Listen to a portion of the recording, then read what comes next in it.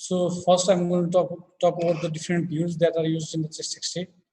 The most common views are the AP view and the PA view. So they are subtle. The most commonly used view is the PA view. We prefer PA view over the AP view. However, sometimes we might need the AP view as well.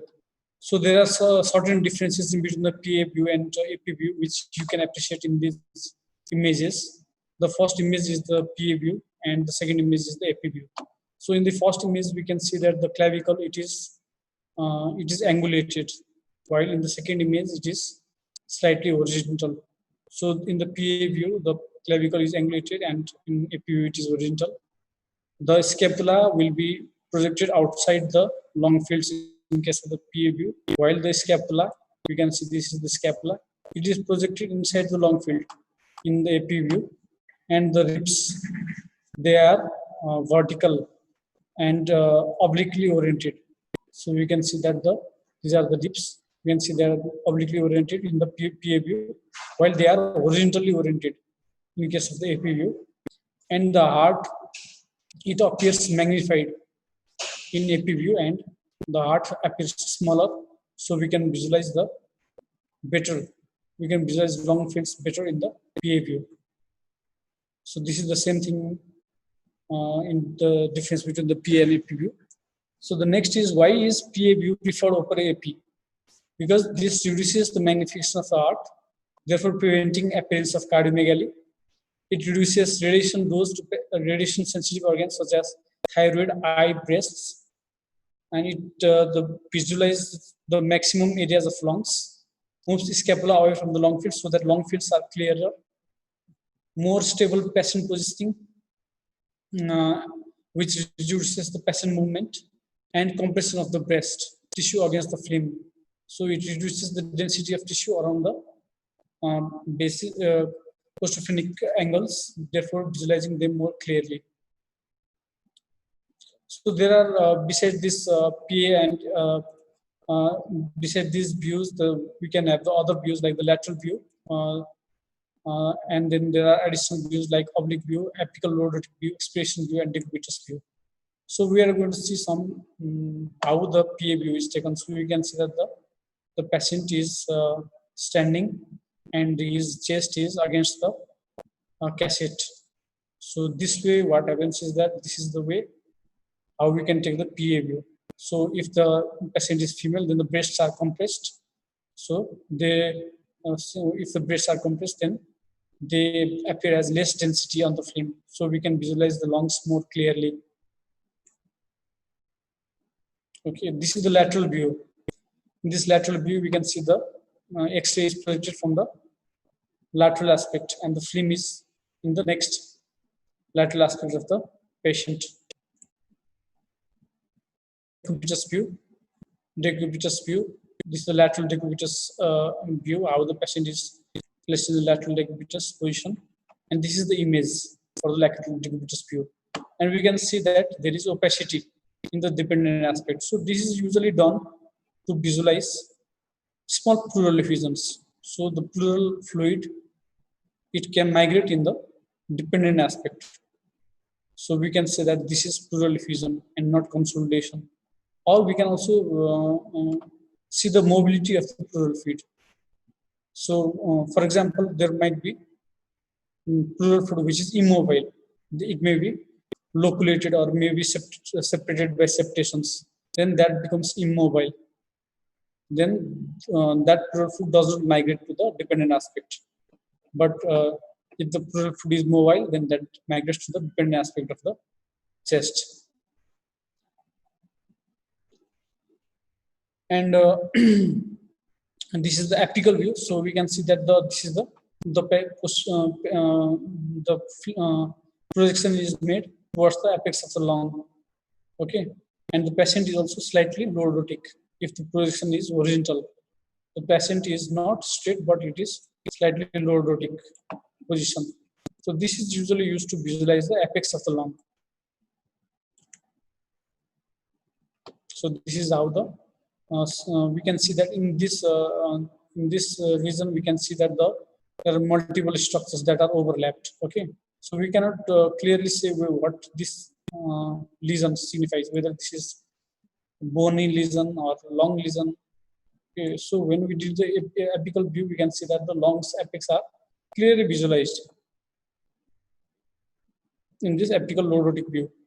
So this is used to evaluate the apex of the long. And next is the oblique view. So we can see that the patient is placed slightly oblique against the film, and this is usually used to visualize the retrocardiac area.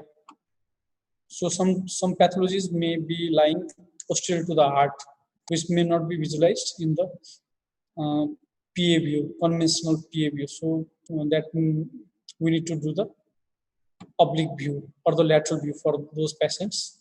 The posterior cardiophrenic angle. So we can say this is the posterior cardiophrenic angle. Sorry, posterior cardiophrenic angle, which is visualized in the oblique view. And we can also see the chest wall. We can characterize the pleural plaques, and this is the most commonly used view for the reflexes in emergency setting. If you want to look for the reflexes, this is the view you do. This is the oblique view.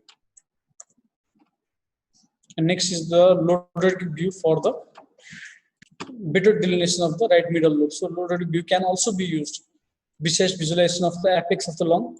We can also visualize the middle lobe more clearly in the lordotic view. So this patient, because the middle lobe might be obscured from the diaphragm in the apical view. So this is the lordotic view. You can see the middle lobe collapse, the middle lobe opacity, which is clearly visualized in the lordotic view.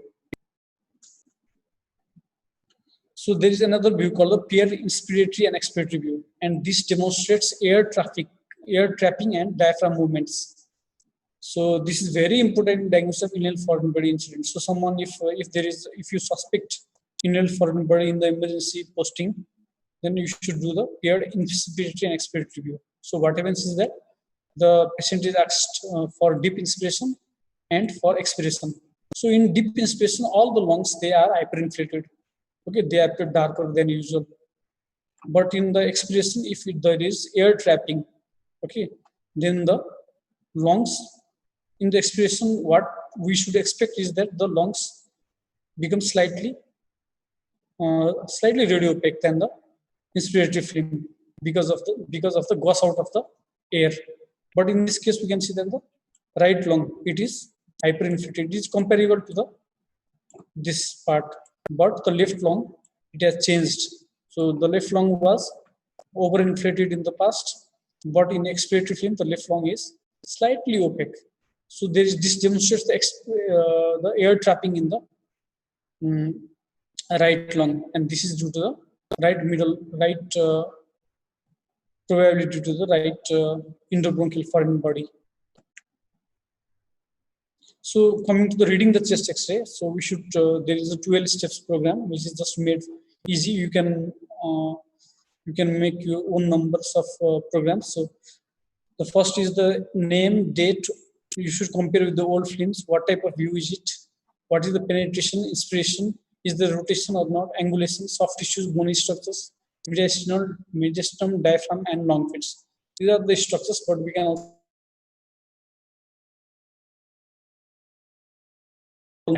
okay, orthophrenic angles. So these are the other structures that should be clearly. This is just this is not universal program. It is just for easy memory. So in this we can also classify into the pre-reads that contains the name, date, and all films, and quality control, and then the findings. So I'll come into the pre-reads, that the name, check the date, and obtain all films available. So all films may be important in certain cases. For example, if there is some pathology in the lung, okay, the patient has antibiotic course. If the pathology does not subside, if the pathology is persistent, you might be, this pathology might represent mass or non-healing consolidation. If the pathology has subsided, then that is a sign of benign disease. So you should obtain the old films always.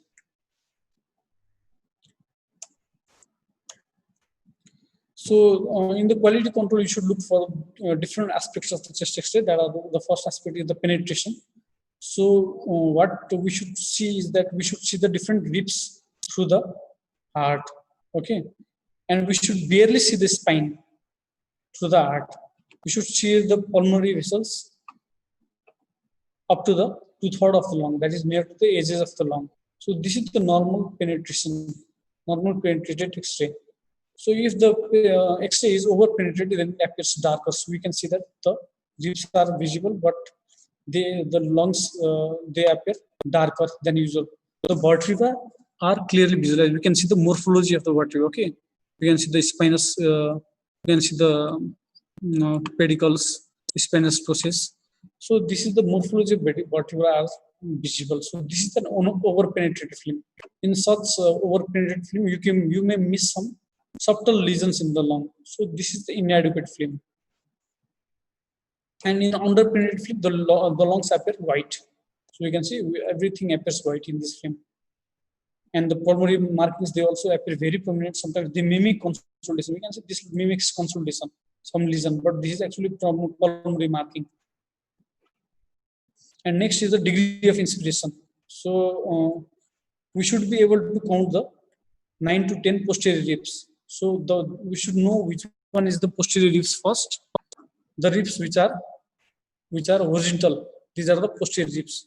These are numbered here. And the ribs which are slightly oblique, these are the anterior ribs. Okay, so we should count the posterior ribs. See the posterior ribs up to 9 to 10 posterior ribs and up to 6th anterior rib are visible, then that is an adequately inspired film. And odd shadow should also not be hidden by the diaphragm. But if there is poor inspiration, then the odd shadow, it is hidden by the diaphragm. Okay, we cannot see the complete odd shadow here. And only the first, second, third, fourth, only the fourth anterior up to the 6th anterior should be visible, but only 4th anterior is visible in this patient. This is a poor inspiratory film. And in this poor inspiratory film also, we can see that the upper part of the lung, they appear lucent, but the lower part, it appears like there is some haziness, which is actually pseudo airspace disease. So we should not be confused with pathologies of the lung. And when this patient undergone better inspiration, we can see that the lower haziness has disappeared. So next factor to consider is the rotation. So the middle ends of both the clavicles should be equidistant from the midline of the vertebral bodies or the spinous process. So we can see that this oval is the spinous process. This is the spinous process, and these are the middle end of the clavicle. You can see this is the clavicle, this is the middle end. This is the clavicle, and this is the middle end. So this should be equidistant from the spinous process. Okay, this is shown in this diagram as well. So if the spinous processes are closer to the right clavicle, then the patient is rotated towards the left side, like in this image.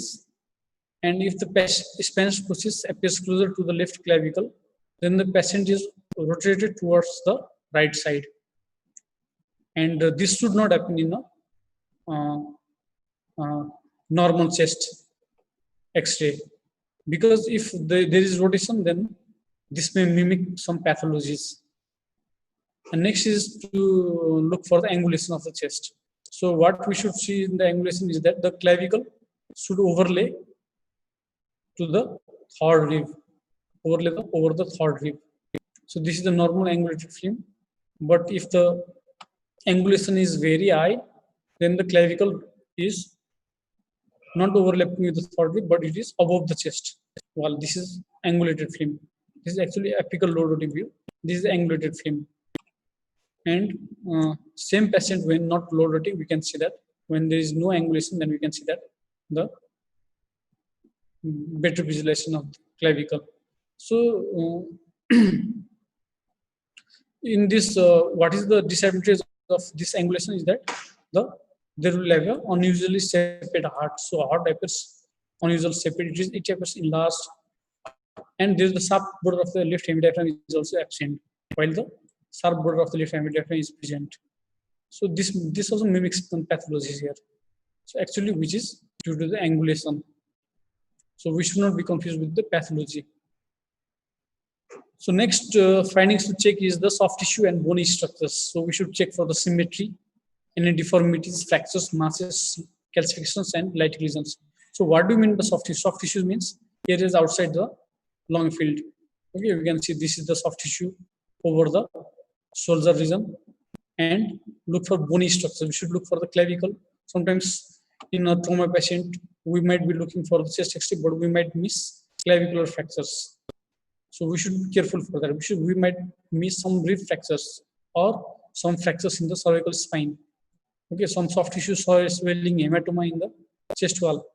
Okay, this we should look for those things as well. So in this chest X-ray, which was done in the emergency, something was missed, and the clavicular fracture was missed in the patient. So we should always be careful of such subtle findings.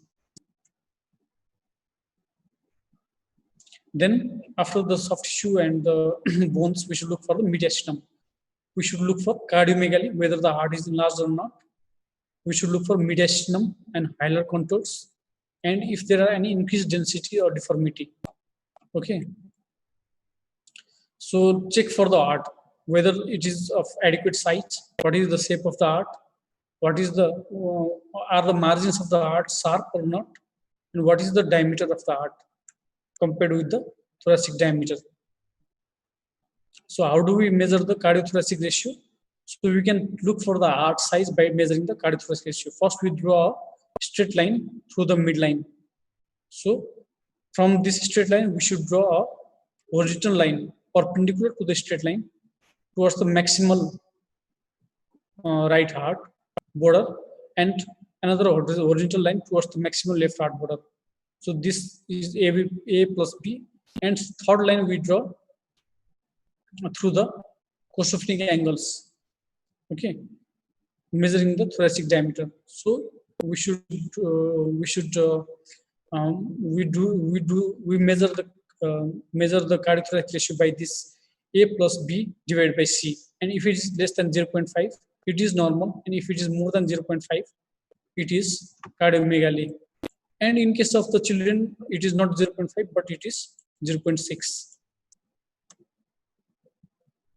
So beside this, we can also in the heart, we should look for the any abnormal shape in the heart. Okay, so heart may have different abnormal shapes, like some in case of the tetralogy failure, there is the boot-shaped heart.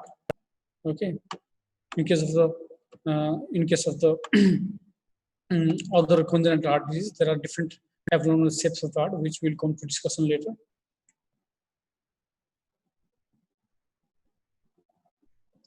Now, next to look is the diaphragm. We should note for the sharpness. So the diaphragm should also be very sharp to look at.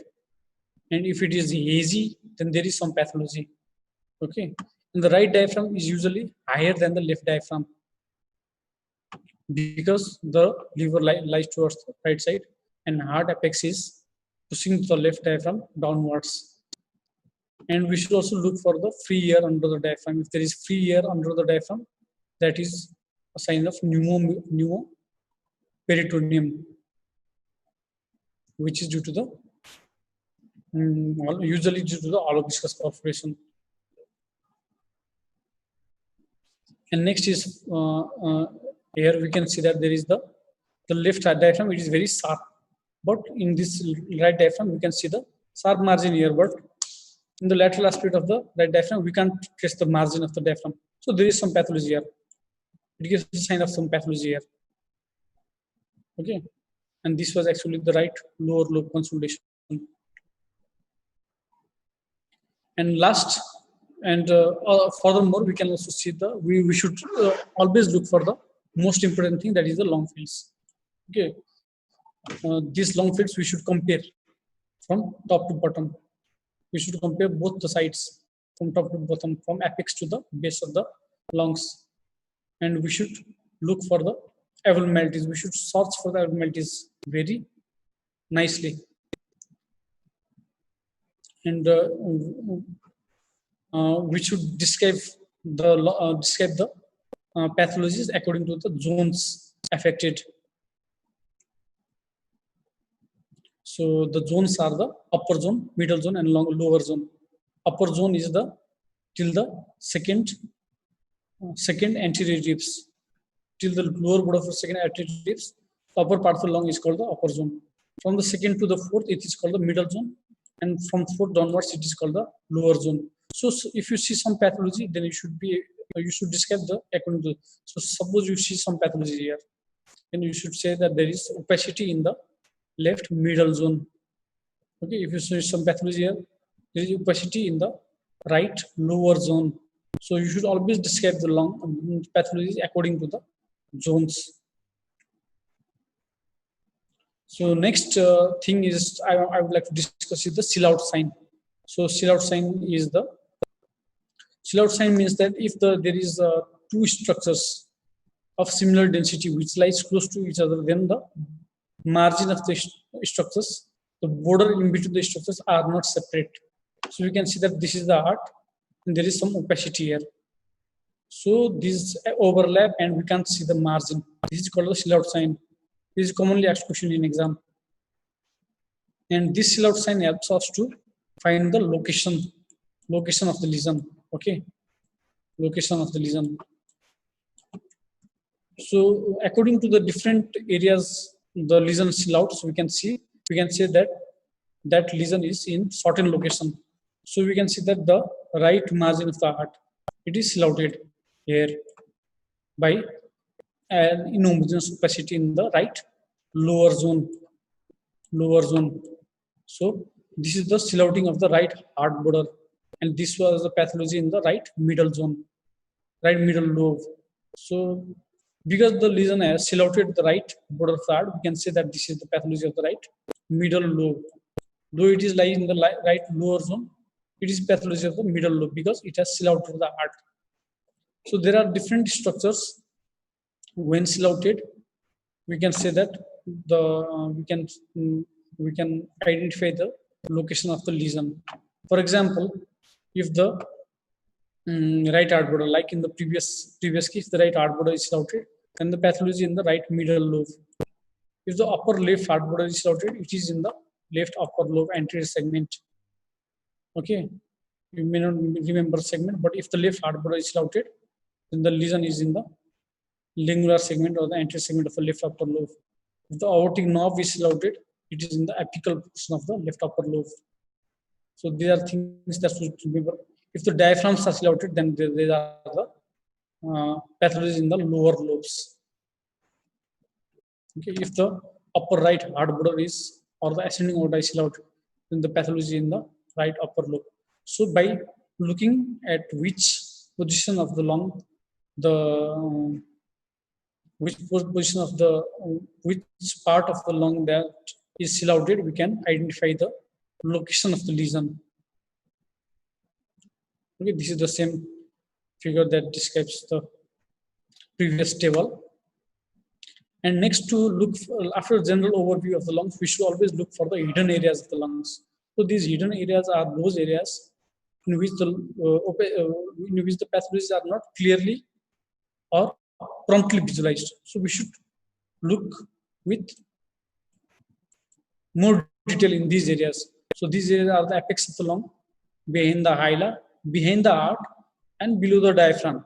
Okay, apex of the lung, behind the hilar, behind the heart, and in the below the diaphragm. Also behind the ribs, also they are called the hidden areas. So for example, in this case, on prompt looking, we can't see any pathology here, but actually there is some opacity here. Okay, we can see the opacity in the subdiaphragm, behind the diaphragm. Okay, and this pathology was located in the lower lobe of the right lung.